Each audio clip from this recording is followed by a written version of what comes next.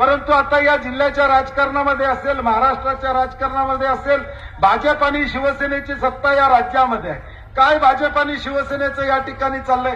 एकनाथ शिंदे साहेब तिथं उपमुख्यमंत्री आहेत, राज्यामध्ये देवेंद्र फडणवीस साहेब मुख्यमंत्री आहेत. कुठल्या तोंडानं ही लोक मतं मागतात हा माझ्या पुढे या ठिकाणी प्रश्न आहे. समाजामध्ये हिंदुत्वाचा बोलबाला या ठिकाणी करायचं. आम्ही हिंदुत्व मानतो. मी गेले 40 वर्ष रामनवमी कसबा वाड्यामध्ये करतो. मी हनुमान जयंती कसबा वाड्यामध्ये करतो. हनुमानाचं मंदिर मी कसबा वाड्यामध्ये त्या ठिकाणी बांधलेलं आहे. दर शनिवारी मी हनुमानाला जातो. रामनवमी 40 वर्ष मी कसबा वाड्यामध्ये केली, तर आम्ही कधी सोशल मीडियावर टाकली नाही. कारण की राम आमच्या हृदयात आहे, हनुमान आमच्या हृदयात आहे.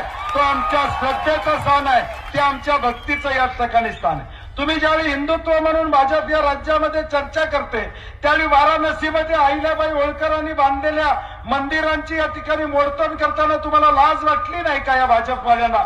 ज्यावेळी वाराणसीमध्ये तुम्ही व्हॉट्सअपवर बघितलं असेल, अहिल्याबाई होळकरांनी बांधलेली मंदिरं तोडायचं पाप या भाजपच्या लोकांनी त्या ठिकाणी केलं. मग त्यावेळी तुमचं हिंदुत्व या ठिकाणी कुठं गेलं? त्यावेळी तुम्ही हिंदुत्वाची कास त्या ठिकाणी का धरली नाही, हा प्रश्न या ठिकाणी विचारणं गरजेचं आहे. आणि म्हणून या सत्तेत असणारे भाजपचे आणि शिवसेनेचे लोक हे फक्त समाजामध्ये तेढ कसा लावता येईल, जाती जातीमध्ये या ठिकाणी दुबंगपणा कसा आणता येईल, यासाठी प्रामुख्यानं प्रयत्न या ठिकाणी करतात.